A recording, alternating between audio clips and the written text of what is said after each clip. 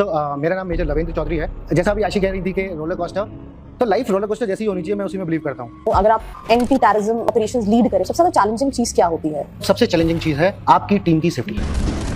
Dealing with terrorism attacks, आपने ये face भी किया। हमारे एरिया में जो फॉरेन टेररिस्ट आया वो सीधा ऊपर गया। तो जवान को जब मैं बोलता हूँ कि मैं यहाँ बैठा हूँ तो उधर से चल के जा, तो पहले वो ये जानना चाहता है कि क्या साथ खुद जा सकते हैं। आप उन सारे ऑपरेशंस में से सबसे ज्यादा मोस्ट मेमोरेबल मोमेंट या फिर ऐसा लगा कि हो सकता है आज आपका आखिरी दिन हो? तो जैसे हमने फर्स्ट रूम को हमने सर्च करा, सेकंड रूम की तरफ गए तो एक AK-47 टाइप राइफल कॉक होने की आवाज आई। और एज अ टाउन कमांडर मतलब यूजुअली क्या क्या रिस्पॉन्सिबिलिटीज आपके ऊपर होती हैं? तो जब आप टाउन कमांडर होते हो ना, तो जान का खतरा तो उतना ही है, इज्जत का खतरा ज्यादा बढ़ जाता है। सबसे बड़ा मेरी जिंदगी का अचीवमेंट ये है कि मैं जितने लोगों को ऑपरेशन लेके गया उतनों को हमेशा सही सलामत वापस लेके आया। ये जो पॉडकास्ट है ये बहुत ज़्यादा इंटेंस होने वाला है बिकॉज इस पॉडकास्ट में हम बात करने वाले हैं मेजर लवेंद्र चौधरी से, राइट। इनकी जो लाइफ है और जर्नी है वो एक रोलर कोस्टर राइड रही है। इन्होंने अपना करियर चालू किया, स्टार्ट किया इन आर्मी, जहाँ पे इन्होंने कई सारे बड़े बड़े ऑपरेशंस को लीड किया, जिनमें से कई सारे ऑपरेशन जो हैं वो पाकिस्तान लीडेड टेररिस्ट ऑपरेशंस थे। और वही ऑपरेशंस को लीड करते करते एक ऐसी इंजरी हुई कि इनको अपना वहाँ पे करियर ख़त्म करना पड़ा।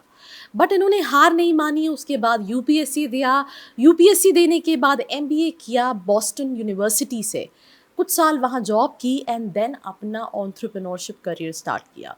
इस पूरी जर्नी में हम उनकी आर्मी एक्सपीरियंस को जानेंगे, उनकी फाइट्स के बारे में जानेंगे, उनके ऑपरेशंस के बारे में जानेंगे, जिसको जानने में आपको भी और मुझको भी बहुत ही मज़ा आने वाला है। So what's this complete episode, let's start. So hi and welcome back to this episode. और एक और पॉडकास्ट के साथ मैं आपके सामने हूँ। आज ये पॉडकास्ट हम किसी ऐसे पर्सन के साथ कर रहे हैं जिनकी लाइफ बहुत ही ज्यादा रोलर कोस्टर है। वैसे तो आप ये बहुत सारी जगह सुन चुके होंगे रोलर कोस्टर राइड, बट जब हम डिस्कशन कर रहे थे, मैं आपका प्रोफाइल पढ़ रही थी, तो मेरे दिमाग में बहुत सारे क्वेश्चंस थे। वो सारे क्वेश्चंस हम पूछेंगे, बट मेरे सवालों से पहले आई जस्ट वांट कि आप अपने बारे में थोड़ा सा एक छोटा सा जस्ट दें ताकि हम क्वेश्चंस को प्रोसीड कर सकें। राइट। सो मेरा नाम मेजर लवेंद्र चौधरी है। मैं एक दिन अचानक नेशनल डिफेंस एकेडमी पहुंच गया, पास हो गया, IMA पहुंचा, पास हो गया, कश्मीर पहुंचा, टेररिस्ट देखे, अच्छी लाइफ चल रही थी। एक दिन चोट लगी, UPSC पास किया, उस पर कोर्ट केस हो गया तो GMAT पास कर लिया, फिर अमेरिका चला गया, फिर लौट के इंडिया आ गया और अभी फिर से मैं पहाड़ों में जाता हूँ। सो जैसा अभी आशी कह रही थी कि रोलर कोस्टर, तो लाइफ रोलर कोस्टर जैसी ही होनी चाहिए, मैं उसी में बिलीव करता हूँ। वो एड्रेनलिन, एनर्जी, वो हाई रहना चाहिए, ऐसा मैं बिलीव करता हूँ। तो सबसे पहला क्वेश्चन जो मेरा है, आर्मी, हम बहुत सारी मूवीज देखते हैं जो हमें बहुत ज्यादा एक्साइट करती हैं, बट वो मूवीज भी जो है वो बहुत लिमिटेड एस्पेक्ट बताती हैं इस लाइफ का। पहले तो how this army come to your picture, जैसे आपने बोला कि एकदम मन करा और मैं NDA पहुंच गया, पर वो एकदम मन कैसे करा?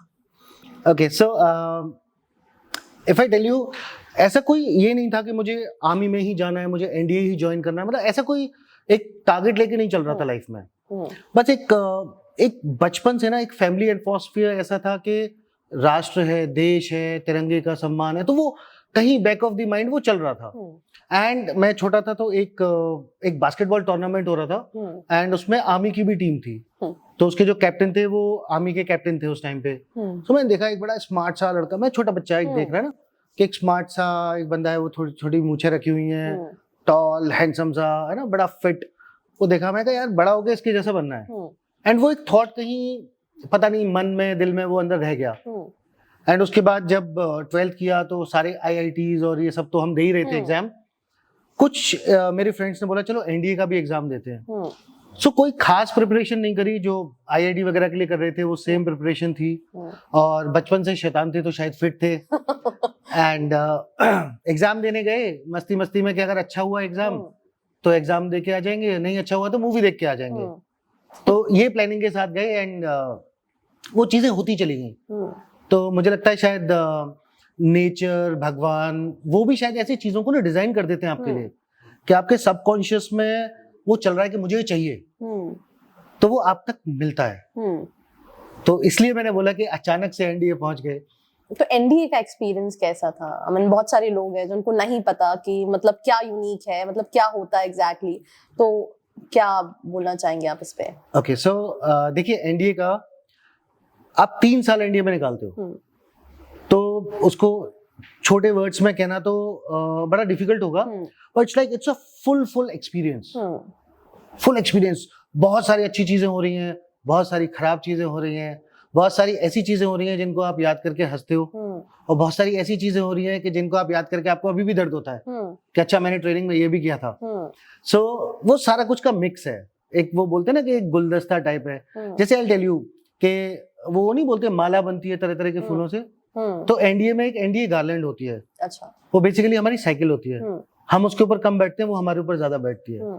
तो एनडीए एक अलग टाइप की स्टोरी है, you know. And starting from आप रिटर्न देने जा रहे हो, उसे एसएसबी करते हो, एंड फाइनल मेरिट लिस्ट में मेडिकल्स के बाद आप आते हो, एंड आप फर्स्ट व्यू ऑफ एनडीए से लास्ट व्यू ऑफ एनडीए पूरा रगड़ा वो 8,500 एकड़ में, आप पीकॉक बे पे आप स्विमिंग भी कर रहे हो, लेक स्विमिंग, एंड आप गर्मी में you know bare back rolling भी कर रहे हो सड़क के ऊपर 40-45 डिग्री टेम्परेचर में, और वो कांटों वाले जंगल, एंड वो मतलब इतना सारा एक्सपीरियंस है।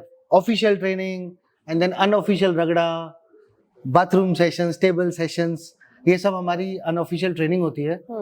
एंड जो भी एक्सएनडीएज हैं और जो एनडीए में अभी हैं बच्चे, उनसे लेके जो मतलब 100 साल के कोई होंगे रिटायर्ड ऑफिसर, तो वो भी रिलेट कर रहे होंगे इन बातों से जो मैं अभी बोल रहा हूँ कि आप हमारा स्किन वहां पे एनडीए की सड़कों पे है, वो रहेगा, हमारा डीएनए वही है। तो वो हमारा एल्मा मैटर है। एंड वो जगह थी जहां हम लोग, बच्चा एक जाता है और वो सडनली नहीं 3 साल में वो ऐसा बन के आता है ना, उसको पता है कि मेरा ये काम है ना, दुनिया इधर की उधर हो जाए, मैं ये काम करके रहूंगा। मेरा जो टास्क है, मेरी जो रिस्पॉन्सिबिलिटी है, मेरी जो ड्यूटी है, कुछ भी हो जाए मैं वो कंप्लीट करूंगा। सो वो जो ईथोस आते हैं, मेरे को दूसरों के लिए कंपैशन होना चाहिए, मेरी ड्यूटी सबसे पहले है, नेशन कम्स फर्स्ट, है ना, जो हमारा मोटो भी है, सर्विस बिफोर सेल्फ, तो वो हमारे अंदर, ये हमारे ब्लड का, हमारे डीएनए का पार्ट बन जाता है। ओके। तो बहुत सारी मस्ती है एनडीए की। तो एनडीए के बाद इंडियन मिलिट्री, यस, वहां पे से यहाँ का ट्रांजिशन क्या डिफरेंस था? यस। सो हम ना मजाक में एक दूसरे से हम लोग जो बोलते हैं आपस में, वो बोलते हैं कि NDA is what army should be and IMA is what army is. So उसमें बोलते हैं डिफरेंस क्या? NDA is like Italian tiles, Burmese teak, Belgian glass, तो ऐसी चीजों के साथ आप होते हो, राइट। हम ऑफिसर्स में इसमें जहाँ मतलब कैडेट्स में इसमें जहाँ खाना खाते हैं, तो वहां का जो ग्लास है वो पूरा बेल्जियन है, जो टाइल्स है वो इटालियन है। जिस रूम में हम रहते हैं एनडीए में, उसमें पूरी इटालियन टाइल्स है, ठीक है, बर्मीज टीक के दरवाजे हैं, तो मतलब सब कुछ top of the world. And suddenly आप 5 स्टार से निकलते हो और ढाबे में लैंड करते हो जब so NDA is like everything is fully, मतलब एक लाइन की तरीके से ना, जैसे कानून होता है या सीढ़ी होती है, एक के बाद एक, एक के बाद एक, राइट। तो एनडीए वैसा है, सब कुछ टोटली स्ट्रक्चर्ड। आईएमए में जब आप जाते हो तो आईएमए फैला हुआ है, तो it's like you can go missing easily. NDA में आप मिस नहीं हो सकते, you are always accounted for. IMA में आप गायब हो सकते हो, और अगर आप एक्सएनडीए हो तो आप जरूर गायब होगे। I give you an example. IMA third term, final term, ठीक है, हमारी एक क्लास थी। सो 2 एंट्रीज होती हैं, एक डायरेक्ट एंट्रीज और एक एक्सएनडीएस। सो हम लोग सेकंड थर्ड टर्म एक साथ करते हैं। सो थर्ड टर्म की एक क्लास में, गोल्फ कोर्स में क्लास है, एंड मैं क्लास सीनियर था उस दिन का। मैंने इंस्ट्रक्टर को रिपोर्ट दिया कि sir these many cadets on parade. तो बोलते हैं कि how many ex NDAs and how many direct entries. तो मैंने पीछे मुड़ के देखा, except me everybody was a direct entry. तो मैं बोला कि बाकी एक्सएनडीएस ज्यादा स्मार्ट है या तू डफर है। सो उसके बाद मैंने उनकी भी क्लास कभी अटेंड नहीं की। सो आईएमए में you can afford to do that. NDA is much more stricter, there is much more रगड़ा in NDA and compare to IMA. तो इसलिए हम एक्सएनडीएस कभी कभी आईएमए का मजाक उड़ाते हैं, बोलते हैं कि it's not Indian military academy, it is Indian Mela academy. तो हम मेले में आप गुम हो सकते हो, but that's only on the lighter side. IM is very professional, and ex-NDAs, direct entries, both are equal. There's no difference. Major Lavendra ji, आपने सोचा और एकदम से आपने एनडीए दे दिया, ठीक है, फिर आप आईएम में चले गए, पर जब हम ऑन ग्राउंड आपकी पोस्टिंग होती है तो जो आर्मी जॉब्स होती है, इट्स नॉट ओनली कि ठीक है, हम देख रहे हैं दैट रफ टफ लाइफ तो है, आपको बहुत सारी चीजें सिखाती है, बट डेंजरस भी बहुत होती है, राइट? क्योंकि एक सिविलियन की तरफ हम देखें तो हमें उतना ब्रॉडर पर्सपेक्टिव नहीं देखने को मिलता कि कितने, सिर्फ सुनने को मिलता है, बट सुनना और एक्सपीरियंस करने में बहुत डिफरेंस है।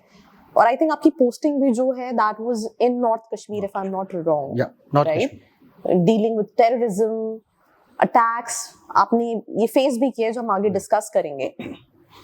तो एक होता है theory, now it's about practical. तो वो कैसा एक्सपीरियंस था कि मतलब, क्योंकि कुछ है जो हम बचपन से डिसाइड है हमें ये करना है, और आपने बोला आपने आईआईटीज के भी एग्जाम दिए थे, आपके फ्रेंड्स ने बोला चलो एनडीए भी देते हैं, दे दिए, though it was there in your destination, आपके उसमें लिखा हुआ था, बट ऑन ग्राउंड कितना डिफरेंस था, क्या सारी चीजें, कैसे आप उस जर्नी को एक्सप्लेन करोगे? ओके, सो मैं बिल्कुल वहीं से शुरू करता हूँ जो अंतिम पग बोलते हैं ना, मूवीज में अंतिम पग दिखाते हैं स्टेप, वो एक्चुअली एक जगह पे लिखा हुआ है चैटवुड ब्लॉक में। जब आप परेड खत्म करते हो आप उस पे पैर रख के निकलते हो, उसके बाद नेक्स्ट कट सीन होता है जब आप स्टार पहनते हो, आपके पेरेंट्स या कोई भी वो हटाते हैं, एंड आप वो टोपी उछालते हो थिएटर पाल ऑडिटोरियम के बाहर। आर्मी उस दिन हमें बताती है कि आज तुम्हारे स्टार्स लग गए हैं, राष्ट्रपति ने नाम लिख दिया है गजट में, पर अभी तुम अफसर हो नहीं, क्योंकि अफसर आप स्टार पहनने से नहीं बनते।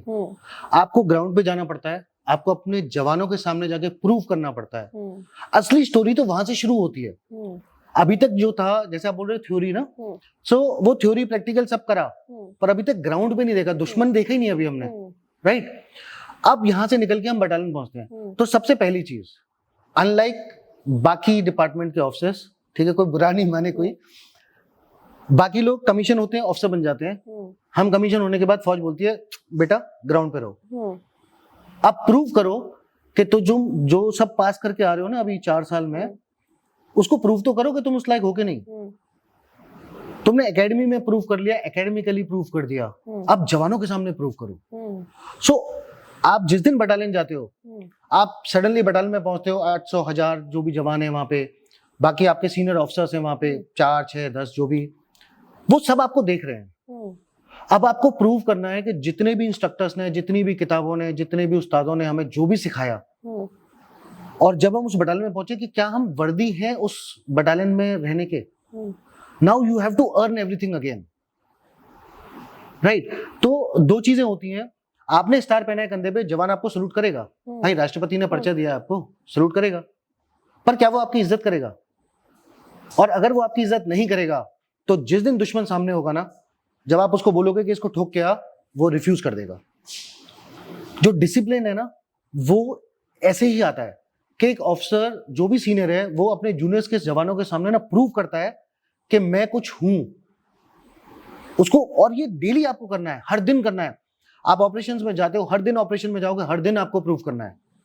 दुश्मन की गोली आपके सामने भी आ रही है, जवान के सामने भी आ रही है, तो जवान को जब मैं बोलता हूं कि मैं यहां बैठा हूं, तू उधर से चल के जा, तो पहले वो ये जानना चाहता है कि क्या साहब खुद जा सकते हैं, क्या इनके अंदर दम है करने का।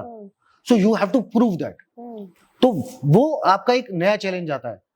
और फिर उसके बाद एक चीज ये भी आती है, आप जिस भी बटालियन में जा रहे हो, जैसे मैं पहले डोगरास में गया, तो डोगरा जवान का एक तरीका है, उनका एक कल्चर है, वो जिस फैमिली से आ रहा है, जिस बैकग्राउंड से आ रहा है, वो किस टोन में बात पसंद करते हैं, किस टोन में उसको समझ में आता है, उनकी लैंग्वेज क्या है, तो वो सब भी आपको सीखना है, कि रेपो बनानी है, बिकॉज टीम बिल्डिंग तो अब शुरू होगी ना। अभी तक तो यार दोस्त थे, कोर्समेट थे, सब चले गए अलग अलग, अब मेरा मरना जीना तो इनके साथ है। तो वो आपको प्रूव करना पड़ता है, अपने आप को उस लेवल पे लाना पड़ता है कि हाँ I am worthy of it. अब चलो अब करते हैं ऑपरेशन, तो वो आपको क्रिएट करना पड़ता है। ठीक है, मेरा एक और क्वेश्चन है कि आपने शायद अपनी सर्विस के अंदर बहुत सारे ऐसे ऑपरेशंस को लीड किया होगा, आपको उन सारे ऑपरेशंस में से सबसे ज्यादा मोस्ट मेमोरेबल मोमेंट, या फिर ऐसा लगा कि हो सकता है आज आपका आखिरी दिन हो, राइट? एंड बहुत प्रेशर भी होता है because it's not only about कि आप जिस टीम को लीड कर रहे हो आपको उनको देखना है, आप एक नेशन की सेफ्टी के लिए जिस जगह पे हो उसकी सेफ्टी के लिए फाइट कर रहे होते हो, राइट? तो mental, physical, right, being a leader, आप एक साथ बहुत सारे रोल प्ले कर रहे होते हो। तो जब मैं ये सवाल पूछती हूँ कि आपकी सर्विस टाइम में सबसे ज्यादा मोस्ट मेमोरेबल मोमेंट, मतलब आपको लगा हो कि मतलब ये वो आई नेवर एक्सपेक्टेड कि ऐसा भी होगा, तो वो कौन सा था? वेल ऐसे तो आपने जैसे क्वेश्चन पूछा तो बहुत सारे ऑपरेशंस, मतलब जैसे बोलते हैं ना मूवी की रील चल जाती है, तो ऐसे माइंड में बहुत सारे आए कि मैं आपको क्या बताऊंगा। तो मुझे एक अच्छी सी एक छोटी सी बात याद आई। एक हमें इंफॉर्मेशन मिली कि एक घर के अंदर एक टेररिस्ट है, उसको ढूंढ रहे थे हम काफी टाइम से कि एक टेररिस्ट छुपा हुआ है। सो पुलिस को भी इंफॉर्मेशन थी, हमें भी थी, तो हमारी जॉइंट टीम जाती थी बिल्ट अप एरिया में एंड टाउन वगैरह में ना, हम पुलिस की टीम साथ में रहती है अक्सर। तो ये लोग साथ में थे, एक घर था उसको सर्च करना था, मैं था, मेरे साथ मेरा बडी चलता था, मेरा जवान था सचिन। तो हम जब उस घर में गए, अंदर घर को सर्च, सब घर के लोगों को बाहर बुलाया, बिठाया एंड घर को सर्च करने के हम जा रहे हैं। तो जो टिपिकल एक कश्मीरी घर आप देखोगे वो डबल स्टोरी टाइप जैसे होगा ना, तो आप एक दो सीढ़ी चढ़ के आप जाओगे, घर का दरवाजा खोलोगे एंड देन एक कॉरिडोर टाइप होगा और इधर दोनों साइड में रूम होंगे एंड बीच में एक स्टेयर केस होगा, छोटा सा सीधी स्टेयर्स जा रही होंगी एंड एक साइड से, मतलब जैसे होटल में रूम होते हैं साइड बाय साइड, ऐसे रूम्स होंगे। तो फर्स्ट रूम हमने सर्च करा। सेकंड रूम में जब मैं जा रहा था तो नॉर्मली इसको हाउस क्लियरेंस बोलते हैं, और जो भी काउंटर टेररिज्म जानते हैं, मतलब नॉट जस्ट फौजीज, कोई भी दुनिया में है ना, सिविल में भी जो जानते हैं उनको पता है कि जो फर्स्ट बड़ी पेयर अंदर जाता है, अगर कांटेक्ट होगा तो वो दोनों, ऐसा नहीं होता कि वो दोनों के दोनों सही सलामत वापस आ जाए, कुछ ना कुछ लॉस जरूर होता है। तो वो बड़ा ट्रिकी होता है, बहुत अलर्ट होके जाते हो। तो जैसे हमने फर्स्ट रूम को हमने सर्च करा, सेकंड रूम की तरफ गए तो एक AK-47 टाइप राइफल कॉक होने की आवाज आई। यार सॉरी, आई नो मैंने आपका सस्पेंस खराब कर दिया, पर चैनल को सब्सक्राइब करना है, साथ ही बेल नोटिफिकेशन आइकन दबाना है अगर आप ऐसे ही पॉडकास्ट सुनना चाहते हैं। एंड मैं फुली अलर्ट हूँ, मेरे राइट साइड पे वो दरवाजा है जहां मुझे जाना है एंड मैं अपनी पोजीशन लेके बिल्कुल रेडी। तो एक होता है ना, आपको पता है आप डेंजर में जा रहे हो तो हल्की सी थोड़ी सांस लो एंड यू गेट इन। तो जैसे मैंने वो हल्की सांस ली और मैं मुड़ा, मेरे बडी ने मेरा हाथ पकड़ा शोल्डर से, मुझे पीछे पुल किया और वो अंदर चला गया। वो अंदर गया, फायर हुआ एंड टेररिस्ट पीछे एक खिड़की थी उससे कूदा, टेररिस्ट भागा and then we also entered, फिर फायर वायर किया। सो वो मोमेंट कि जब मैं अंदर जा रहा हूं, मेरा बडी मेरा हाथ पकड़ के मुझे पीछे करता है और खुद आगे जाता है। सो उस टाइम मैं कुछ नहीं बोला, बाद में मैंने उसको बुलाया, मैंने 2-4 गालियां वालियां दी उसको एंड मैंने कहा सचिन ये क्या किया तूने? बोलता साहब अंदर राइफल कॉक हुई थी। तो मैंने कहा मुझे गोली चलानी नहीं आती, तू क्यों गया आगे? बोलता साहब मेरे होते हुए आप कैसे चले जाओगे आगे? अभी जब मैं आपको ये बता रहा हूँ वो बिल्कुल मेरे सामने फ्लैश हो रहा है वो सीन कि किस तरीके से ये हुआ था। एंड तो हमारी वो बॉन्डिंग कि हम सब ट्रेन सोल्जर्स हैं एंड वो मेरा जो बडी है, मेरा जवान है, वो मेरे लिए इतना फील करता है क्योंकि अंदर कॉक होने की आवाज आ गई, मतलब बहुत शोर है कि अंदर जाते गोली पड़ने वाली है सीने पे। मतलब जो टेररिस्ट अंदर बैठा है उसको पता है कि मैं एंटर कर रहा हूं या कोई भी फौजी एंटर कर रहा है, तो जैसे ही मैं जाऊंगा वो सीधा गोली चलाएगा। और उस सिचुएशन में आपको कोई आगे कर रहा है तो आप ये सोचिए हमारी बॉन्डिंग कितनी सॉलिड होगी। हमारा जो मिलिट्री ब्रदरहुड है, हमारे जवान ऑफिसर्स का जो रिलेशन है वो कितना सॉलिड होगा कि मेरा जवान ये चाहता है कि अगर अंदर से गोली चल रही है तो वो मेरे से आगे खड़ा हो। तो ये आई थिंक मैं जब तक जीऊंगा मैं ये बात नहीं भूल सकता कभी, उसका नाम नहीं भूल सकता कभी। तो हमारी ये बॉन्डिंग थी, तो आई थिंक मेरे लिए सबसे ज्यादा मेमोरेबल ये है। एंड एज अ पर्सन, अगर आप एंटी टेररिज्म ऑपरेशंस लीड करें, सबसे ज्यादा चैलेंजिंग चीज क्या होती है? मुझे लगता है काउंटर टेररिज्म में सबसे इंपॉर्टेंट और सबसे चैलेंजिंग चीज है आपकी टीम की सेफ्टी।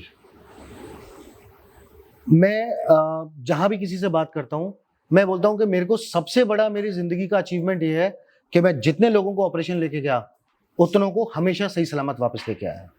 मेरा एक भी जवान पीछे नहीं छोटा। मैं काफ़ी सारे ऑपरेशंस में मुझे चांस मिला जहाँ मेरे कॉन्टैक्ट हुए टेररिस्ट के साथ, ऑपरेशंस हुए, अच्छे हुए। ऐसे ऑपरेशंस में भी था जहाँ पे लॉसेस भी हुए, पर मैं अपनी टीम जिसको लेके गया, मैं उनको हमेशा वापस सही सलामत लेके आया। तो ये सबसे बड़ा चैलेंज होता है। और मैं समझता हूँ कि अगर आपकी टीम इंटैक्ट है, टारगेट तो आप अचीव करोगे ही करोगे, कोई रोक ही नहीं सकता। मेरे राष्ट्रीय राइफल्स टेन्योर में पूरे तीनों साल 2010, 11, 12 हम पूरी इंडियन आर्मी की बेस्ट बटालियन थे। हमें यूनिट साइटेशन मिलता है, तीनों साल हमें यूनिट साइटेशन मिला, हमें हाईएस्ट गैलेंट्री अवार्ड मिला, हमारे मैक्सिमम किल्स थे और हम 0 कैजुअलिटी बटालियन थे। यानी कि हमारे एक भी जवान नहीं गया, सारे जवान हमारे सही सलामत, सारे ऑफिसर सही सलामत। चोट जैसे मेरी लगी, ऐसी छोटी मोटी चोट तो वो लग जाती हैं, पर सारे सही सलामत रहे। हमारे एरिया में जो फॉरेन टेररिस्ट आया वो सीधा ऊपर गया। बिल्कुल clean, neat and clean operations, बहुत बढ़िया। तो आई थिंक उसमें सबसे अच्छा अचीवमेंट यही था कि उसको तो हम मारेंगे, वो कहाँ जाएगा। भारत सरकार ने हमें वहां बिठाया है, हमारी ड्यूटी है, हम फौजी हैं, हमारी ड्यूटी तो पूरी होगी, 100% पूरी होगी, चाहे वो हमें दिन में दौड़ना है, रात में दौड़ना है, कुछ भी करना है। पर वो जो फ्यूल है वो हमारी टीम है। तो सबसे इंपॉर्टेंट और सबसे चैलेंजिंग है अपनी टीम को सही सलामत रखना, उनको इंटैक्ट रखना। और as a town commander north Kashmir में, मतलब यूजुअली क्या क्या रिस्पॉन्सिबिलिटीज आपके ऊपर होती हैं? मुझे किसी ने कहा था, मुझे बात याद आ गई, किसी ने कहा था राष्ट्रीय राइफल्स में चैलेंज क्या है, ऑफिसर्स के लिए हम बात कर रहे थे। तो किसी ने बोला कि चैलेंज ये नहीं है कि आप यहाँ से जिंदा जाओगे कि नहीं, चैलेंज ये भी है कि अगर जिंदा गए तो इज्जत के साथ जाओगे कि नहीं। तो जब आप टाउन कमांडर होते हो ना, तो जान का खतरा तो उतना ही है, इज्जत का खतरा ज्यादा बढ़ जाता है, क्योंकि आप डायरेक्ट पब्लिक से डील कर रहे होते हो। एंड इट्स लाइक हमारे उस टाइम पे कोर कमांडर थे जनरल हसनैन, सर भी सोशल मीडिया पे काफी एक्टिव हैं, तो शायद ये सुने। तो सर ने कहा था कि we are like iron fist with a velvet glove. So iron fist है, पर जब आप टाउन कमांडर टाइप का रोल कर रहे हो, आप पब्लिक से डील कर रहे हो, तो आयरन फिस्ट अंदर रहनी चाहिए। और आप कोशिश करो कि आप आम जनता से जो मिल रहे हो विद दैट वेलवेट ग्लव आप मिलो। सो बेसिकली आपको वो बैलेंस करना है कि आपको ऑपरेशन भी करने हैं, टेररिस्ट मेरे एरिया में सेफ नहीं है, उसको मैसेज जाना है, लेकिन मेरी जो आम जनता है, जो सिविलियंस है, वो सेफ है, ये भी मैसेज जाना है। किसी को अगर प्रॉब्लम है, वो मैं बहुत अप्रोचेबल हूं, ये मैसेज भी जाना चाहिए। और मेरे एरिया के अंदर कोई ग्रेनेड नहीं फेंक सकता, कोई गोली नहीं चला सकता, ये मैसेज भी जाना चाहिए। और यही सबसे बड़ा मुझे चैलेंज लगता था। एंड इसको ओवरकम करने का जो मुझे तरीका समझ में आया वो था इंटरेक्शन, आम जनता से इंटरेक्शन, बाकी जो गवर्नमेंट ऑफिसेज हैं, पुलिस है, एजुकेशन डिपार्टमेंट, सारे डिपार्टमेंट्स सबके साथ, जुडिशरी है, वहां पे हमारे यहाँ कोर्ट था, तो जजेस के साथ, लॉयर्स के साथ, डॉक्टर्स के साथ, उन सबके साथ आपको वो रेपो बिल्ड करो, आपके दोनों काम अचीव होंगे। जब उनको पता चलेगा कि आप उनके ही जैसे हो, आप उनकी फीलिंग्स को समझते हो, आप उनके साथ एम्पैथाइज करते हो, तो वो आपसे चीजें भी शेयर करते हैं, आपको उनके पेन पॉइंट्स भी पता चलते हैं और आप बैलेंस आउट कर पाते हो। अगर आप टाउन के अलावा कहीं आइसोलेटेड एरिया में हो, जंगल्स में हो, तो आपको पता है आपकी आयरन फिस्ट है, सामने दुश्मन आएगा, ठोको उसको, वहां चलेगा। पर यहाँ पे जब आप ऑपरेशन करने जा रहे हो, वो टेररिस्ट किसी घर में बैठा होगा, वहां घर में बच्चे होंगे, लेडीज होंगी, बुजुर्ग होंगे, राइट, निर्दोष लोग भी होंगे। तो आपको बड़ा सोच समझ के ऑपरेट करना है, आपको अपनी सीक्रेसी मेंटेन करनी है। ये सबसे बड़ा एक चैलेंज होता है, क्योंकि बिल्टअप एरिया में, शहरों में आप जाओगे, किसी ना किसी का घर खुला होगा, कोई ना कोई जगह होगा, किसी ना किसी की सीसीटीवी चल रही होगी, कोई देख रहा होगा, किसी को पता चल रहा है आप जा रहे हो, एंड यू नेवर नो कौन उनसे मिला हुआ है। ऐसे में पुलिस बड़ी हेल्पफुल होती है, क्योंकि पुलिस में वो लोकल लोग होते हैं, उनको लोकल इन्फॉर्मेशन बहुत अच्छी होती है। तो अगर आपका उनके साथ कोऑर्डिनेशन अच्छा है तो आप बहुत अच्छा ऑपरेट कर सकते हो। सो बेसिकली आपको दुश्मन तो मारना है, लेकिन ये इंश्योर करना है, क्योंकि बाकी तो हमारे हैं ना, बाकी जो भी सिविलियन है वो तो हमारा है। हम अमेरिका तो है नहीं कि हम किसी दूसरे के घर में जाके लड़ाई लड़ रहे हैं, हम तो अपने घर में लड़ रहे हैं। तो हमें इंश्योर करना है कि हमारे जो बेगुनाह सिविलियंस हैं उसकी चोट नहीं लगे, उसका नुकसान नहीं होना चाहिए। लेकिन जो हमारे यहाँ जो वो कीटाणु आ गए बॉर्डर कूद के, तो वो भी तो डिस्ट्रॉय होने चाहिए।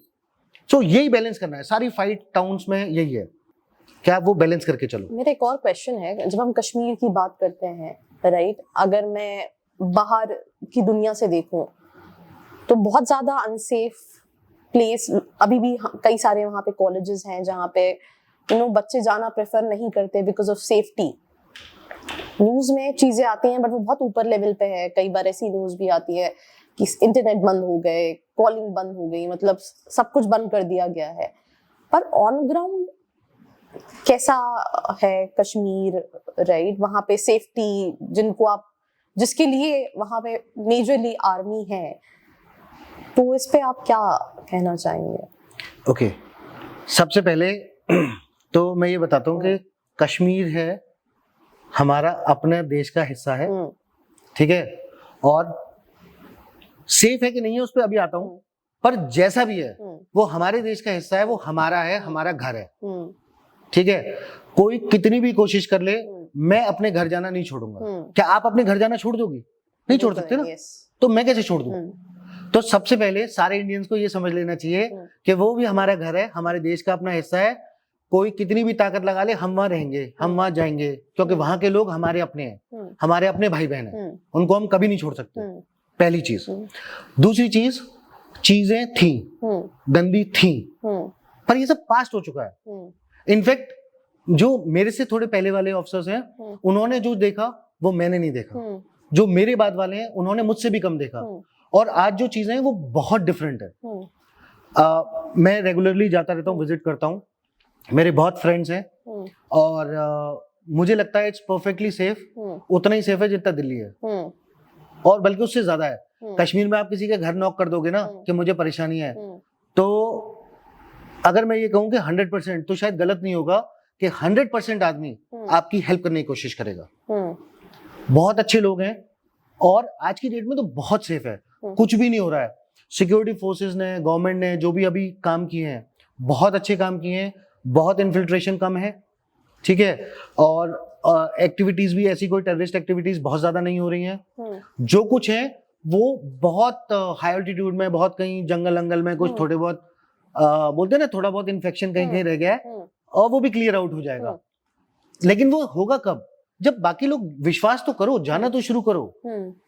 अभी कितना बढ़िया इलेक्शन हुआ है वहां पे, इतना बढ़िया, अच्छा वोटिंग टर्नआउट भी काफी ठीक था। पहले आप देखो 10 साल पहले, 15 साल पहले क्या था सिचुएशन, आज क्या है? अभी कोई पत्थर नहीं मार रहा। ये सब 10 साल पुरानी स्टोरीज है। अब उनको लेके हम बैठे रहे तो कैसे होगा? एंड दूसरा, एक बात तो सबको समझ लेना चाहिए, देखो पाकिस्तान के पास पैसा नहीं है, ठीक है। जब तक बेचारा पाकिस्तान भूखा नंगा बैठा है तो पहले पेट भरेगा ना, उसके बाद टेररिस्ट भेजेगा। तो अब पेट ही नहीं भर पा रहा तो गोली कहां से खरीदेगा? अग्रीड। तो हम बहुत अच्छे से सेफ हैं, और हमारा अभी सिक्योरिटी फोर्सेस ने ऑपरेशन ऑल आउट वगैरह हुआ था, ठीक है, वो सारी चीजें बहुत कंट्रोल में आ चुकी हैं चीजें। कोई छोटा मोटा कहीं इधर उधर घूम रहे होंगे, उनके पास खाने के लिए पैसे नहीं है तो कोई टेंशन नहीं है, ठीक है।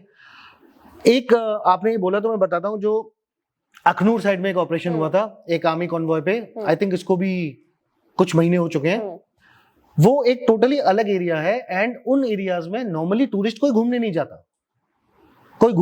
कोई ट्रैकिंग करने नहीं जाता उन एरियाज में। वो लाइन ऑफ कंट्रोल के काफी क्लोज में है वो एरियाज, और वहां पे परमिशन ही नहीं है वहां जाने की। बाकी जो नॉर्मल टूरिज्म की जगह है वो सब बिल्कुल सेफ है, मैं कह सकता हूँ परफेक्ट सेफ है। ठीक है, मेरा नेक्स्ट क्वेश्चन है, 2010 में आपके साथ आपने एक ऑपरेशन को लीड किया था, राइट? उस ऑपरेशन के बाद इवन आपको काफी सीरियस इंजरीज भी हुई थी, जिसके बाद ही आपने आर्मी छोड़ा, राइट? और यूपीएससी क्लियर किया। तो उस इंसिडेंट के बारे में अगर मैं आपसे पूछूं, जैसे आप जब भी कोई आपसे पास से रिलेटेड कोई चीज पूछता है तो आपके माइंड में एक पूरी फिल्म रील होने लगती है, राइट? तो आपको क्या याद आता है? और वो मतलब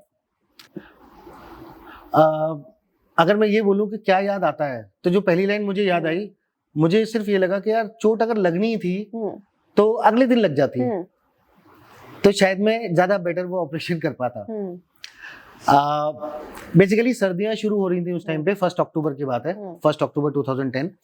मैं राष्ट्रीय राइफल्स में था, कुछ ही टाइम हुआ था मेरे को, कुछ ही महीने, और एक इंफॉर्मेशन मिली कि 5 लश्कर LET जिसको बोलते हैं, लश्कर-ए-तोयबा, लश्कर तौबा के 5 पाकिस्तानी टेररिस्ट वो हमारे एरिया में हैं। इनफैक्ट हम उनको कुछ दिन से ढूंढ रहे थे और वो मिल नहीं पा रहे थे, तो उनकी कुछ इन्फॉर्मेशन मिली तो फटाफट से प्लान बनाया एंड मेरे को बोला कि ऑपरेशन लॉन्च करना है।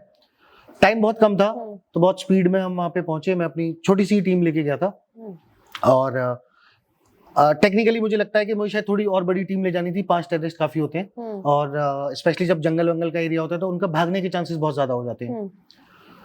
तो वहाँ ऑपरेशन में गए एंड वो टाइमिंग थोड़ी सी ऐसी हो गई कि वो टेररिस्ट को नीचे आना था डाउन स्लोप, हमें जाना था अप स्लोप, और एक छोटी कनाल थी, हैदर कनाल बोलते हैं, उस पर एक छोटा ब्रिज था, वो ब्रिज से उन्हें क्रॉस करके आना था। वहीं पे मैंने एम्बुश लगाया अपना एंड हम लोग लगभग सेम टाइम पहुंचे, सो टेररिस्ट भी हम भी। एंड उस टाइम मक्की की खेती हो रखी थी एंड मक्की का वो जो पौधा होता है वो काफी बड़ा होता है, 6-7 फुट ना, तो आप अगर खेत में से जा रहे हो तो आपको कुछ दिखता नहीं है। तो वहां पे बाउंड्रीज बनाते हैं ये पत्थर की, किसान लोग ना, खेत के बीच की जो बाउंड्री होती है वो राउंड वो टाइप के स्टोन्स होते हैं। सर्दी का टाइम था, मॉइस्चर था, नीचे खेती थी एंड फटाफट से पहुंचना था, टाइम नहीं था। तो मैंने डिसाइड किया कि उस बन्नी के ऊपर से हम दौड़ के जाएंगे।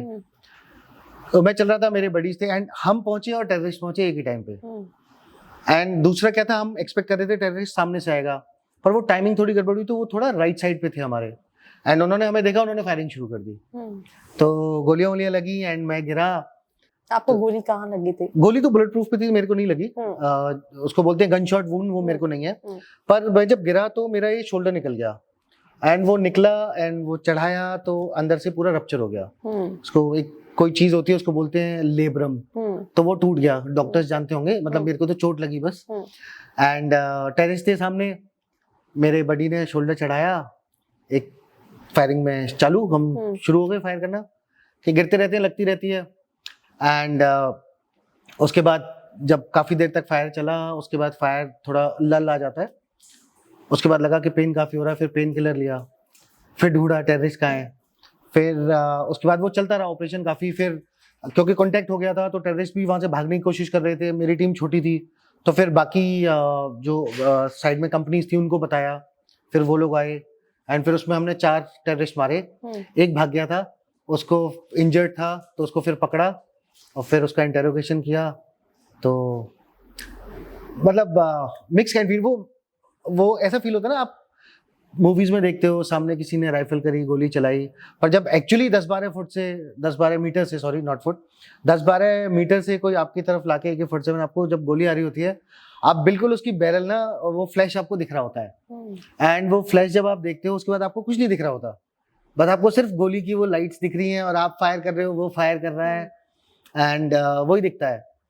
तो जब वो फायर फाइट रुकती है, जब गोलियां चलना बंद होती हैं, तब आपको याद आता है अच्छा मुझे कहीं दर्द हो रहा है, मुझे कहीं चोट लगी है एंड सब कुछ उसके बाद याद आता है। मतलब मेरे साथ ऐसा होता है, बाकी मैं कह नहीं सकता, कोई बोलते हैं कि क्या फील हुआ क्या नहीं हुआ, तो मुझे टेक्निकली उस टाइम पे कुछ नहीं फील हुआ, जो कुछ फील हुआ उसके बाद ही हुआ। ठीक है, तो उस इंजरी के बाद आई थिंक आप रेस्ट पे थे एंड उसी पॉइंट ऑफ टाइम पे आपने डिसाइड किया कि मुझे UPSC लिखना है, राइट? तो ये ट्रांजिशन कैसे आया एंड देन फिर UPSC भी आपने नहीं ज्वाइन किया कुछ रीजंस की वजह से, टेक्निकल रीजन जो आप बता रहे थे, राइट? एंड देन आप MBA करने पहुंच गए। तो मतलब अभी तक तो मतलब हम एक राइड पे चल रहे थे, अब ये रोलर कोस्टर की हम कहीं और थे और कहीं से कहीं और ही पहुंच गए। सो एक्चुअली एक एडवर्टाइजमेंट आता था टीवी पे, उसमें था लाइफ में ज्यादा आराम होना तो आइडियाज आते हैं। सो अभी तक जो लाइफ चल रही थी, अपना ड्यूटी करो, पढ़ाई करो, प्रमोशन एग्जाम्स, कॉम्पिटिशन्स, वो अपना जो आर्मी में होता है वो सारे वो करते रहो, स्टाफ कॉलेज की तैयारी करो, ऑपरेशंस करो, मेडल लो, ये सब करो, ये चल रहा था एंड जनरल साहब बनना है एक दिन, तो ये माइंडसेट चल रहा था। फिर सडनली एक दिन क्या होता है, एक दिन आपको दुश्मन चोट लगा देता है। ऐसा नहीं था कि वो पहली बार ऑपरेशन करने गए थे, ऐसा नहीं था कि पहली बार टेररिस्ट सामने मिले, तो पहली बार कुछ भी नहीं था, लेकिन पहली बार वो चोट लगी। जो बाकी चोट लगती थी वो छोटी मोटी चोट लगती थी, फ्रैक्चर हो गया, इधर हो गया, कोई मसल पुल हो गया, कुछ हो गया। इस बार पहली बार डॉक्टर ने बोला कि यार thank you for your service types, कि मतलब अभी तुम्हारा काम हो गया, ये परमानेंट इंजरी है, इसका कोई ट्रीटमेंट नहीं है, कोई इलाज नहीं है। सर्जरी से भी सिर्फ पेन रिड्यूस कर सकते हैं और कुछ नहीं कर सकते। तो फिर आप सोचने लगते हो अच्छा अब मैं क्या करूं। इट्स लाइक जैसे आपने बोला ना कि एक सिंगल स्टोरी सिंगल लाइन पे चल रही थी, सब कुछ परफेक्ट था, बट सडनली एक ऐसा स्पीड ब्रेकर आया, अब सोचना पड़ रहा है क्या करूं एंड करूं कि नहीं करूं। मेरे पास ऑप्शन था, मैं एक्सएनडीए था, परमानेंट जॉब है, आप आराम से बैठ जाओ और पूरी जिंदगी बैठे रहो, जब तक रिटायर हो गए 56 साल की एज तक, तब तक करते रहो। मेरे कोर्समेट सब सर्विस कर रहे हैं, सब जॉब में मतलब सर्विस में हैं अभी, सो मैं भी बैठ सकता था। बट जब मुझे पता है कि आगे फ्यूचर नहीं है, मुझे पता है कि अभी मेरा जो काम रहेगा वो टोटल डिफरेंट रहेगा, तो मैं क्या करूं। And then the thought comes in, फिर ये सिविल सर्विसेज आता है कि अच्छा ये भी तो एक ऑप्शन है, तो पढ़ाई करो। तो अभी जितने पुलिस ऑफिसर्स, आईएएस ऑफिसर्स, जिन सबसे मेरी दोस्ती थी, अब तक उनसे बात करते थे ऑपरेशन कैसे करना है या उस टाइप की चीजों के लिए, एक दूसरे की हेल्प करने के लिए। अब मैं उनसे बोल रहा था बुक्स दे दो। And thanks to them, all of them, मैं पता नहीं नाम नहीं लूंगा मैं अभी किसी का, सब सर्विस में है। So they help me like anything, सारी बुक्स लाके देना, एंड इंटरनेट नहीं था। इनफैक्ट एक जम्मू कश्मीर पुलिस के नए सब इंस्पेक्टर्स और नए ऑफिसर्स को ट्रेनिंग देनी थी एंटी टेररिस्ट में कुछ, तो उसके लिए मेरे कमांडिंग ऑफिसर ने मुझे चूज करके भेजा। बोलते वहां तुझे टाइम मिलेगा, एटलीस्ट रात तो पूरी मिलेगी, रात को आरआर में आप ऑपरेशन करते हो, तो बोलते ठीक है जो भी दिन मिल रहे हैं 20-30 दिन जाके वहां पढ़ाई कर लेना, क्योंकि मैं तुझे छुट्टी नहीं दे सकता। तो ऐसे ठीक है। सो आप जब वो डिसीजन कोई भी लेते हो ना, तो आपको रियलाइज होता है कि आपके आसपास के जो लोग हैं वो आपके लिए कितने हेल्पफुल होते हैं। आपके फ्रेंड्स, आपके कलीग्स, आपके जूनियर सीनियर, कितना लोग हेल्प करते हैं। मुझे बुक्स ला के दे के जा रहे हैं, मैं पढ़ रहा हूँ, मुझे पढ़ा रहे हैं। रात को यू विल नॉट बिलीव, एक मेरे फ्रेंड है आईआरएस ऑफिसर है, वो मुझे रात को 12:30 से 1:30 बजे तक डेली मुझे वो पढ़ाते थे। वो किसी कोचिंग में जाके कॉन्स्टिट्यूशन वगैरह पढ़ाते थे, तो मुझे रोज रात को पढ़ाते थे 1 घंटे। एक आईपीएस ऑफिसर है, उन्होंने मेरे को शाम का टाइम सेट करा हुआ था, वो मुझे शाम को पढ़ाते थे। एंड मतलब बहुत सारे लोग, मेरे एक लॉयर फ्रेंड है, वो मुझे कॉन्स्टिट्यूशन की कुछ और चीजें वो पढ़ाते थे मेरे को। एंड तो इतने सारे लोग आए, इतने सारे लोगों ने हेल्प करी, अदरवाइज पॉसिबल नहीं था। इनफैक्ट मैंने तो बाद में एक दिन घर में सारी बुक्स वगैरह हटा रहे थे, तो मेरे जो एग्जाम के पेपर्स थे यूपीएससी के, वो मैं सिविल सर्विसेज के पेपर देखे, मैंने कहा कि ये किसका पेपर है, तो मैं बोला भाई तेरा पेपर है। मैं कहा ये पेपर मैंने पास किया था। सो होती है, मतलब कितना भी कोई भी चैलेंजिंग चीज आ रही है ना, आप एक बार डिसाइड करो, सबसे पहले तो टाइम मिले तो सोचो, और फिर जो सोच के निकला ना उस पर चल के देखो, सब आ जाते हैं हेल्प करने, सब मिल जाती है, सारी हेल्प मिल जाती है इस दुनिया की। एंड फिर किया, फिर कुछ टेक्निकल रीजंस ने, उन्होंने पास करने के बाद जब रिटन हो गया, उसके बाद इंटरव्यू हुआ यूपीएससी दिल्ली में, उसके बाद मेडिकल्स हुआ सफदरजंग में, उसके बाद जब हम ज्वाइनिंग इंस्ट्रक्शंस और मेरिट लिस्ट का वेट करते हैं, तो वहाँ कुछ टेक्निकल चीज फंस गई, तो हम ज्वाइन नहीं कर पाए। देन फिर से वो आ गया ना कि अभी क्या करूं। अब लाइफ में 2 ही चीज पता थी, पढ़ाई करो और ट्राई करो। तो बोले पढ़ाई करें, अब क्या पढ़ूं? तो बोले चलो यार ऐसे नौकरी नहीं करनी, नौकरी नहीं करनी, क्योंकि फौज को नौकरी समझ के आए नहीं थे, धर्म समझ के आए थे, वो तो रिलीजन था। अब इसको छोड़ के जाऊं कहाँ? तो बोले चलो, फिर जीमेट किया और फिर यूएस गए, एंड फिर वो roller coaster as you said. तो मेरा नेक्स्ट क्वेश्चन है कि आपने कुछ टेक्निकल रीजंस की वजह से यूपीएससी नहीं हो पाया, तो आपने अपनी लाइफ में पढ़ना और इम्प्लीमेंट करना, पर एमबीए जो है वो बहुत ही डिफरेंट स्ट्रीम है। कॉर्पोरेट में जाके मैनेजमेंट मैनेजर पोजीशन पे काम करना, यूजुअली एमबीए लोग ये इसलिए करते हैं। आपने इंडिया में भी नहीं सोचा, आप अब्रॉड गए, आपने जीमैट क्लियर किया, तो ये ट्रांजिशन कैसे आपने डिसाइड किया कि अच्छा यही स्पेसिफिक मुझे करना है? ओके, सो सबसे पहले तो ये बताता हूँ कि एक माइंडसेट की भी बात होती है।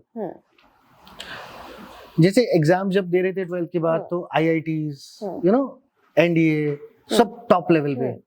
उसके बाद एनडीए से पढ़े, आईएमए से पढ़े, इंडियन आर्मी में सर्व करा। फिर नेक्स्ट एग्जाम जो सोचा देने का वो यूपीएससी था, सिविल सर्विसेज। तो मतलब वो लेवल मेंटेन करना। तो अब सोचा अगर फौज छोड़ के बाहर जाना है तो कहाँ जाऊं, मतलब वो लेवल कैसे मेंटेन करूं। तो जो बाहर फ्रेंड्स थे सिविल में, कॉर्पोरेट में, उनसे पूछा, उनसे बात की, तो हर कोई बोलता था यूएसए यूएसए यूएसए। मैंने कहा ओके, पढ़ाई तो की है, यूएसए के बारे में पढ़ा हुआ है, देखा कभी नहीं है। तो चलो अगर रिस्क लेनी है तो बड़ा रिस्क लेते हैं, अमेरिका जाते हैं। एंड रास्ता क्या था कि जीमेट पास करो, आइल्स पास करो, तो वो फिर पढ़ाई में लग गए। मतलब और कोई रास्ता पता ही नहीं था, कि रास्ता ये था कि जहां भी पहुंचना है वो एक सही पाथ को चुन लिया, मेहनत करी और अपने एफर्ट्स डाल के और उसको अचीव करो। तो वो सोच के ही किया एंड जीमेट पास किया, कॉलेजेस अप्लाई किया, अमेरिका में मिल गया बॉस्टन। तो मैं कहा चलो चलते। आप जितना इजी बोल रहे हो ना, मिल गया चलो चलते, उतना इजी है नहीं एक्चुअली। सच में इतना इजी है, आप कुछ भी करो। मैं बताता हूँ, मैंने एनडीए पास करा, यूपीएससी सिविल सर्विसेज करा, ठीक है, जीमेट करा, आइल्स करा, ये सब करा। इसमें मैंने एक चीज देखी है, अगर आपका फोकस क्लियर है ना, तो जितना लोग हवा बोलते हैं ना, भूत बना देते हैं कि इतना पढ़ना है, इतना पढ़ना है। हाँ पढ़ना है, बहुत सारा पढ़ना है, पर इतना भी नहीं है कि आप पढ़ते पढ़ते मर जाओगे, ऐसा कुछ नहीं है। आप पढ़ सकते हो, अगर आप सोच लो कि करना है तो आप कर सकते हो। डिपेंड करता है, आपका फोकस सही होना चाहिए, आपका डायरेक्शन सही होना चाहिए। कि अगर आपको जाना है दिल्ली और आप भाग रहे हो जयपुर की तरफ, तो आप दिल्ली कभी नहीं पहुंचोगे, आप कितना भी तेज भागो। तो वो एक बोलते हैं ना कि बेसिक अलाइनमेंट के हार्ट, माइंड एंड सोल, वो आपका एक लाइन में होना चाहिए। उसके बाद कुछ भी कर सकते हो आप, इट्स ऑल अचीवेबल। आप हमारे ही देखो ना, हम रात को ऑपरेशन कर रहे हैं और सुबह जाके हम प्रमोशन एग्जाम दे के आ रहे हैं। तो ये सब कुछ होता था और ये सब होता है। और आज भी जो ऑफिसर्स हैं, जो हमारे जूनियर्स हैं वहां पे, वो कर रहे हैं every day, it is happening, right. एक तरफ आप जाके एक कोई टफ काम करके आ रहे हो और दूसरी तरफ आप आके एक प्रेजेंटेशन दे रहे हो पावर पॉइंट पे, राइट। तो वो सारी चीजें हो रही हैं और सब कुछ हो जाएगा और बिल्कुल ऐसे होगा। बस आपका वो अलाइनमेंट क्लियर होना चाहिए, क्या आप मन में क्या सोच रहे हो और कर क्या रहे हो। अगर वो अलाइंड है ना, आप सक्सेस मिलेगी। ठीक है, तो एमबीए हो गया, फिर आपने आई थिंक यूएस में ही सर्व किया है काफी सालों तक, राइट। आपकी प्रोफाइल डेटा साइंस, यस। तो वो जर्नी, पहले वाली जर्नी, राइट, ट्रांजिशन, एक दूसरी लाइफ, वहां पे भी लीडरशिप का तो रोल वहां पे भी है, राइट। बट क्या डिफरेंस था, वो एक्सपीरियंस कैसा रहा यूएस में, यू नो, इंडिया से काफी डिफरेंट है, तो क्या कहना चाहेंगे आप? ओके, सो सबसे पहले तो डेटा साइंस। तो मैंने एनडीए में कंप्यूटर साइंस पढ़ा था, उसके बाद आर्मी ने मुझे कंप्यूटर कोर्सेज करवाए थे, तो बेसिक्स मेरे क्लियर थे, नॉलेज थी। जब यूएस गए और वहां जाके देखा कि लाइफ बड़ी डिफरेंट है। तो हमारा जो भी एक्सपीरियंस था कि हम इतने साल फौज में थे, हमने लोगों को लीड करा, ऑपरेशंस लीड करे, वो सब किया। वहाँ अमेरिका पहुंचे तो पता चला, बोलते वो छोड़ो, अब बात करो। हमें कहा यार तुमने तो पूरी लाइफ जीरो कर दी, अभी क्या करना है। तो फिर आदमी क्या करता है, मतलब वही ना कि थोड़ा गूगल करो, थोड़ा लोगों से पूछो। तो लोगों ने बोला कि ऐसे, किसी ने पूछा कि तेरी क्वालिफिकेशन, ग्रेजुएशन वगैरह क्या है, तो मैंने कहा ऐसे है। कंप्यूटर्स में कितना अच्छा है तू, फिर फौज में तो छूट गया होगा। मैंने कहा नहीं कोर्स किए हैं मैंने यार कंप्यूटर पे। तो बोले ओके, सीख सकता है कोई चीज। मैंने कहा हाँ सीख तो मैं कुछ भी सकता हूँ, तुम मुझे बताओ क्या सीखना है। तो उन्होंने मुझे कुछ ना 2-3 टूल्स के बारे में बताया, बोलते ये सीख सकता है। कहा कितने दिन में? मैं कहा कितना टाइम है? तो उसने बोला 2 वीक्स में सीख जा, तेरा मैं इंटरव्यू करवाऊंगा, अगर तू पास कर गया तो तेरे को मैं जॉब दिलवा दूंगा। मैं कहा ओके। मैं कहा 2 वीक्स, मैं 2 दिन में वो किताब पढ़ी, खत्म करी, 2-3 दिन प्रैक्टिस किया। मैंने कहा अभी आओ इंटरव्यू लो। तो फिर पता चला और फिर उसमें इंटरेस्ट आने लगा एकदम से। तो मैंने फटाफट से 2-3 सर्टिफिकेशंस और किए एमबीए करते करते, एंड अपने आप को वहाँ के लिए फिट करा। एंड फर्स्ट इंटरव्यू, फर्स्ट तो मैंने नहीं हो पाया था, वो मेरा छूट गया था। सेकंड इंटरव्यू हुआ, फटाफट 3 राउंड हुए, तीनों राउंड किए, उन्होंने फटाक से जॉब दे दिया। मेरे एमबीए में I was the first one to get a job offer, and I was the first one to get cross 100K salary, and I was the first one to cross 200K salary in US. And मैं एक ही company में काम किया, उसी में पूरे 5-6 साल में उसी कंपनी में काम किया, 5 साल कंटिन्यूअसली। एंड वो कोविड के बाद जब आया तब वो छूटा। ठीक है, ये एक्सपीरियंस के बाद अब आप, you being yourself and as an entrepreneur, तो छोड़ने के बाद आप दूसरा जॉब भी कर सकते थे, तो आपने ये क्यों सोचा कि मुझे अपना खुद का स्टार्ट करना है और अब इसमें हासिल करना है? एक्चुअली मजा नहीं आया।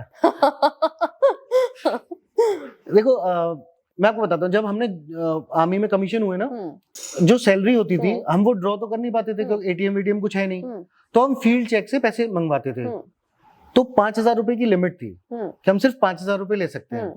अब वो 5,000 रुपए आते थे और 4-4,500 रुपए का हमारा मैस बिल होता था, तो पैसे खत्म। तो वो जो पैसे आते थे वो मैस के लिए आते थे, बस हमें साइन करना होता था।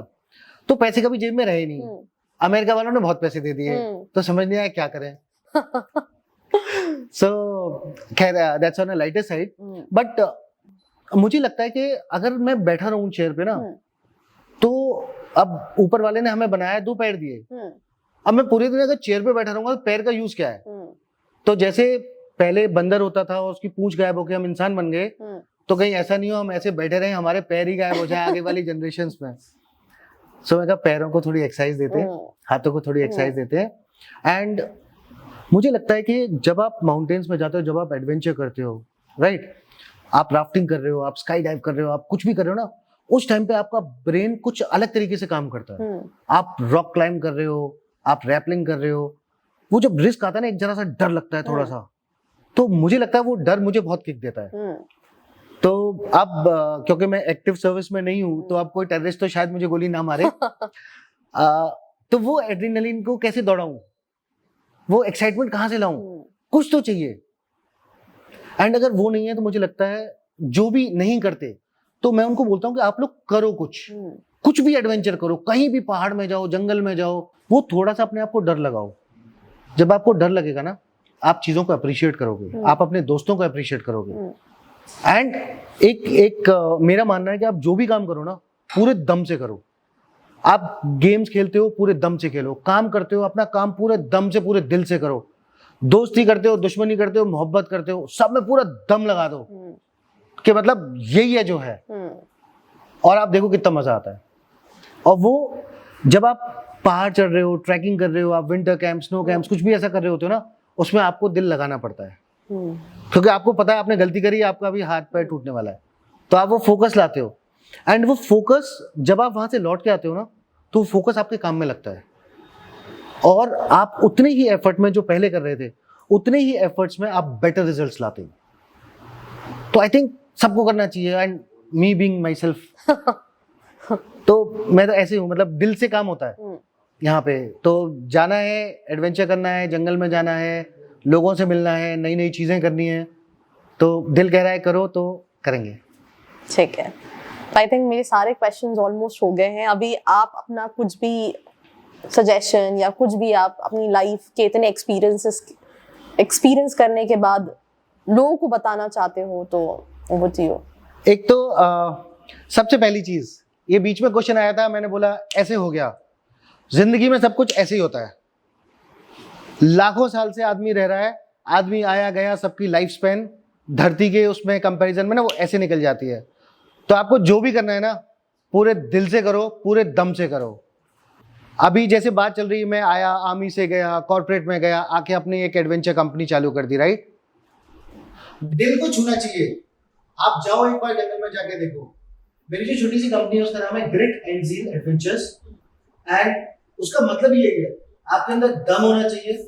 पहली चीज तो आपके अंदर कॉन्फिडेंस होनी चाहिए, आप कर सकते हो कि नहीं, और दूसरा आप करना चाहते हो कि नहीं। तो ग्रिट भी होनी चाहिए, एंथुसियाज्म भी होना चाहिए, और पैशन भी होना चाहिए, and you can achieve anything. And Kashmir बहुत सेफ है। हम ग्रिट एंड ज़ील में हम कश्मीर और उत्तराखंड में एडवेंचर एक्टिविटीज कराते हैं, स्टूडेंट्स के कैंप्स कराते हैं, लीडरशिप डेवलपमेंट कैंप्स, एंड जो एग्जिस्टिंग लीडर्स हैं उनके लिए लीडरशिप रिफ्रेशर कैंप्स कराते हैं। तो एक बार आई थिंक लोगों को जाके देखना चाहिए, इट्स परफेक्ट सेफ। और मेरा मकसद है तो मैं कश्मीर में ही रहूँ, मैं नीचे गर्मी में आऊँगी।